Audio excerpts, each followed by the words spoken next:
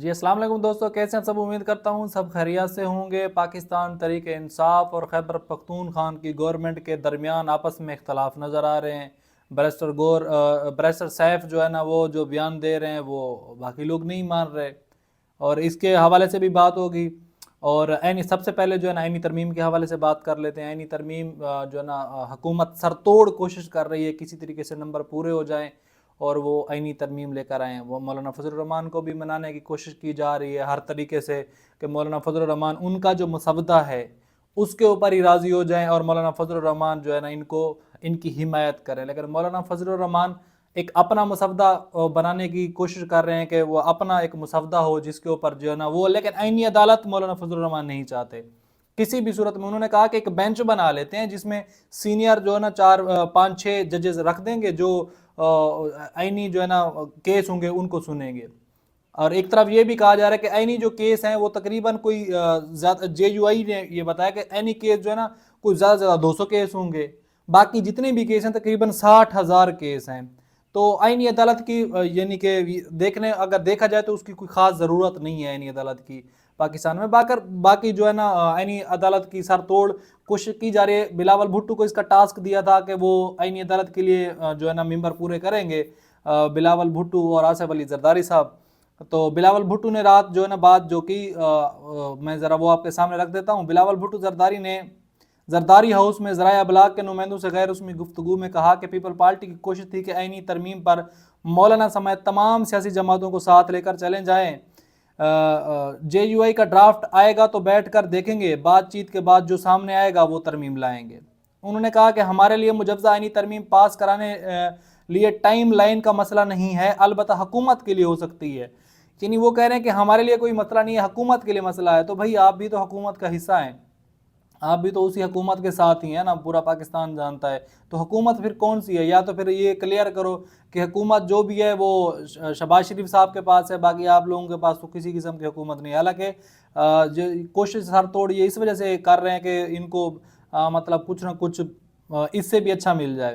بلاول بھٹو زرداری نے کہا کہ آئینی عدالت اور عدالتی اصلاحات پر مولانا مان گئے تھے۔ حکومت آرٹیکل 8 اور آرٹیکل 51 میں فوجی عدالتوں اور مخصوص نشستوں سے متعلق ترمیم لے آئی، جس پر پیپل پارٹی نے فوجی عدالتوں اور مخصوص نشستوں پر ترمیم سے انکار کر دیا۔ حالانکہ ہم نے یہ دیکھا کہ یہ انسانی حقوق خلاف ورزی کے اوپر کسی طرح کے کوئی بات کرنے کے لیے تیار نہیں ہے مخصوص نشستوں کے حوالے سے۔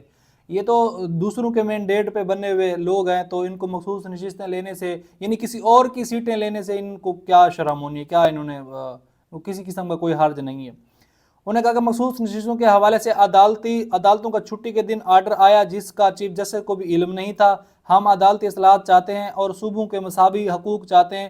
ہم چاہتے ہیں کہ مرکز کے ساتھ صوبوں میں بھی آئینی عدالتیں قائم ہوں، اس سے عوام کو فوری ریلیف ملے گا۔ بھائی آئینی کیس تو یہ کہہ سکتے ہیں 1% بھی نہیں ہے آئینی کیس، تقریباً 200-250 کیس ہیں جو کہہ رہے ہیں کہ مولانا فضل الرحمان کے انہوں نے کہا ہے کہ 200-250 آئینی کیس ہیں، باقی 60,000 کیس تو باقی ہیں۔ وہ کیس سب سے زیادہ امپورٹنٹ ہے۔ آئینی کیس اگر کوئی سننا بھی ہو، مولانا فضل الرحمان بھی یہی چاہتے ہیں اگر آئینی کیس سننا ہو تو وہ بینچ جو ہے نا علیحدہ ہو جائے گا، اس کیس کو سن لے گا، نمٹا لے گا۔ چیئرمین پیپل پارٹی نے کہا کہ صوبوں میں آئینی عدالتوں والا معاملہ آج طے نہ بھی ہوا تو یقین ہے کہ ایک دن ضرور ہوگا۔ بلاول بھٹو کا کہنا تھا کہ اعلیٰ عدالتوں اور تقریریوں عدالتی پارلیمنٹ اور وکلاء کی نمائندہ کمیٹی کے ذریعے ہونی چاہیے، جو مرضی چیف جسٹس آ جائے ہمیں فرق نہیں پڑتا، لیکن افتخار چودھری جیسا طرز عمل نہیں ہونا چاہیے۔ افتخار چودھری تو کہہ سکتے ہیں کہ آج کے دور سے بہت اچھا تھا۔ جسٹس منیب نے 63A کے فیصلے میں اپنا ذہن واضح کر دیا۔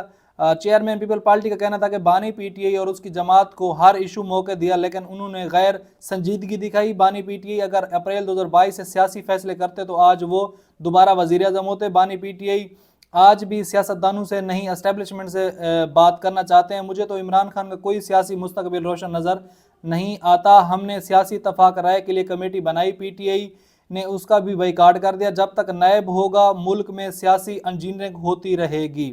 یہ جو ہے نا اس کا بلاول بھٹو زرداری صاحب کا موقف تھا کہ جو ہے نا آئینی عدالتوں کے حوالے سے۔ اور میں اس کے بعد سب سے جو پاکستان کے لیے ایک اچھی خبر یہ ہے کہ سعودی وزیر سرمایہ کاری سربراہی وفد جو ہے نا اسلام آباد پہنچ گیا ہے. سننے میں آ رہا ہے کہ 2 ارب کی وہ سرمایہ کاری کریں گے. ان سے پہلے بھی سعودی وفد پاکستان میں کئی بار آیا ہے. انہوں نے کئی بار جو ہے نا معاملات عمران خان کے دور میں بھی انہوں نے آئے ہیں، لیکن انہوں نے کوئی جو ہے نا ایسی سرمایہ کاری کی نہیں ہے. میں ذرا سامنے آپ کے رکھ دیتا ہوں. سعودی وزیر سرمایہ کاری خالد بن عبدالعزیز کی سربراہی میں اعلیٰ سطح تجارتی وفد ہوائی جہاز کے ذریعے نور خان ایئر بیس پر اترا، جہاں وزیر تجارت جام کمال مصدق ملک اور دیگر اعلیٰ حکام نے وفد کا استقبال کیا. اس موقع پر سعودی سفیر نواف بن سعید المالکی بھی موجود تھے. وفد میں 130 ارکان شامل ہیں. امکان ہے کہ سعودی وفد پاکستان میں $2 ارب کی سرمایہ کاری کرے گا. دونوں ممالک کے درمیان تجارت اور سرمایہ کاری کے معاہدوں پر دستخط ہوں گے. اللہ کرے یہ پاکستان کے لیے اچھا ثابت ہو. ہم ہر ٹائم دعا گو ہیں، اللہ سے دعا مانگتے ہیں کہ ہر آنے والا دن پاکستان کے لیے اچھا ثابت ہو. محسن نقوی کا جو کل پی ڈی ایم کا جو جرگہ تھا، اس حوالے سے محسن نقوی کا بھی بیان آیا. اور جیسے میں نے آپ کو پہلے بتایا، تحریک انصاف اور خیبر پختونخوا کی حکومت میں بھی تھوڑا اس معاملے میں جو ہے نا یہ کہہ سکتے ہیں اختلاف ہیں اندر میں. ذرا وہ بھی میں آپ کے سامنے رکھوں گا. سب سے پہلے ہم بات کرتے ہیں محسن نقوی کے حوالے سے. اسلام آباد نیوز کانفرنس کرتے ہوئے انہوں نے کہا کہ پی ڈی ایم کے جرگے کے انعقاد پر کوئی اعتراض نہیں، یہ پہلے بھی ہوتا رہا ہے، مگر جرگہ قبائل کے عمائدین کا ہوتا ہے، اس میں ہزاروں کی تعداد میں لوگوں کا لانا جرگہ نہیں ہوتا، اسے کچھ اور کہتے ہیں. انہوں نے کہا کہ ایک طرف سے اسے جرگہ اور دوسری طرف اسے عدالت کہتے ہیں. یہ ہماری حکومت کا فیصلہ ہے کہ ہم کسی بھی صورت میں متوازی عدالت کی اجازت نہیں دیں گے. پی ڈی ایم پر پابندی اس لیے عائد کی گئی کہ وہ ایک طرف اسٹیٹ کو، پولیس کو گالیاں دے رہے ہیں اور پھر نسلی امتیاز کو بڑھاؤ دے کر قوم کو تقسیم کر رہے ہیں. اپنی قوم کے حقوق کی بات ضرور کریں، مگر غلیظ زبان استعمال کرنا کسی طور پر درست نہیں ہے. یہ نہیں ہوگا کہ قوم کو حکومت کے خلاف کھڑا کر دیں. ان کا کہنا تھا کہ 1-2 بڑی سیاسی جماعتوں کے رہنما پی ڈی ایم کی قیادت سے ملے اور کہا کہ حقوق کی بات کرو تو ہم تمہارے ساتھ ہیں، مگر یہ نہیں ہو سکتا کہ حقوق کی بات بھی کرو اور بندوق بھی اٹھاؤ، ساتھ کچھ اور بات کرو. اس کے بعد رہنماؤں سے دوبارہ رابطہ نہیں کیا گیا.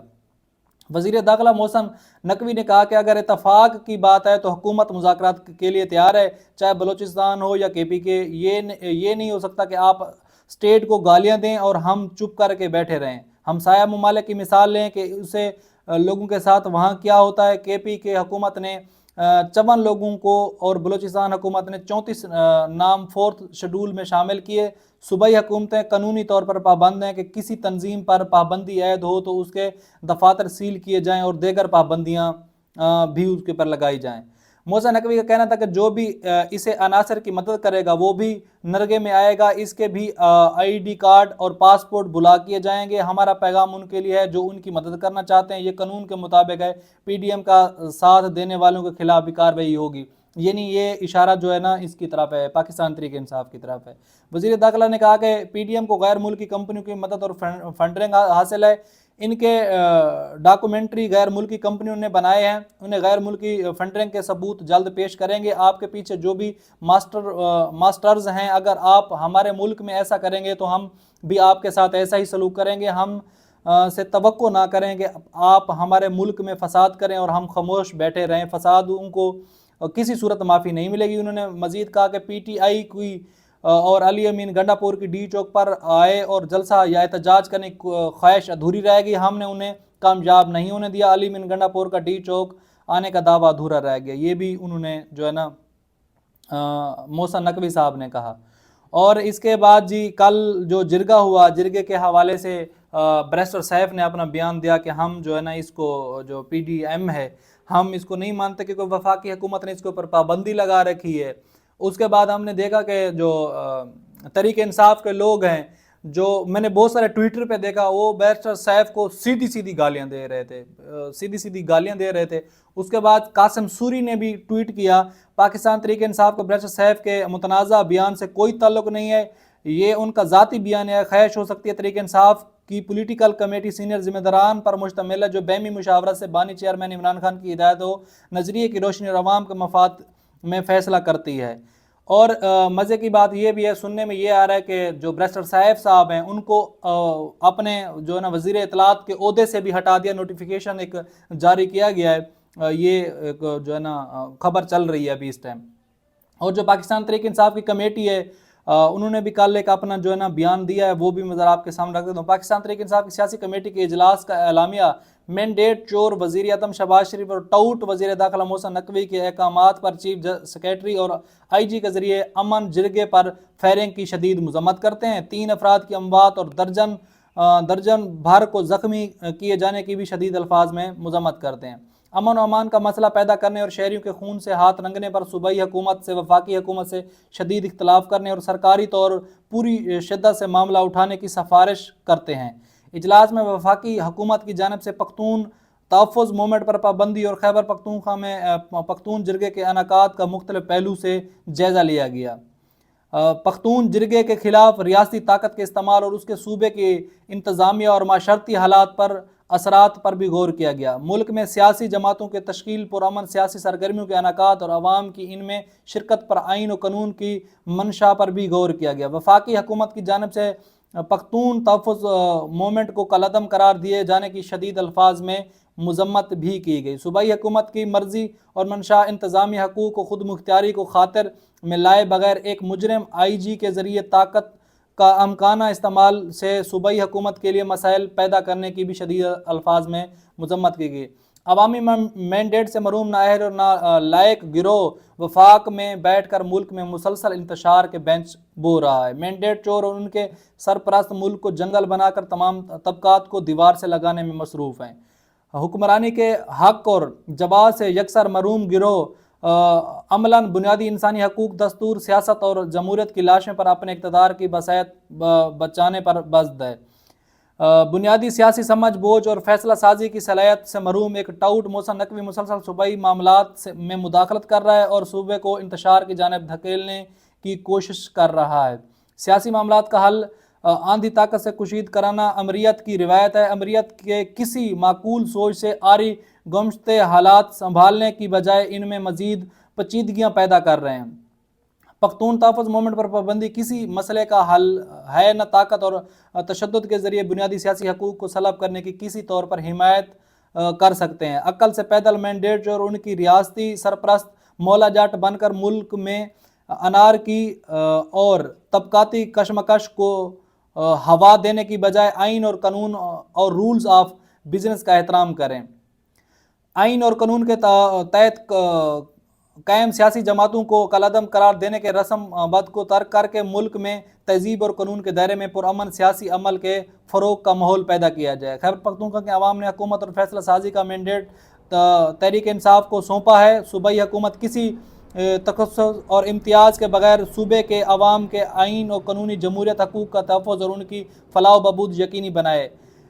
انتظامی امور میں غیر قانونی اور غیر مجاز مداخلت نہ صرف یہ کہ قبول نہ کی جائے بلکہ ہرگز اس کی اجازت نہ دی جائے اور اس کی مرتکب عناصر کا قانون کے تحت محاسبہ بھی کیا جائے۔ منجب مرکزی میڈیا ڈپارٹمنٹ یہ تحریک انصاف کی طرف سے رد عمل آیا ہے۔ اس کے جو ہے نا یہ جو جرگے کے اوپر کل محسن نقوی نے اپنا بیان دیا اور بریسٹر صاحب کو تو یہ سننے میں آ رہا ہے کہ اپنے عہدے سے ہٹا دیا ہے۔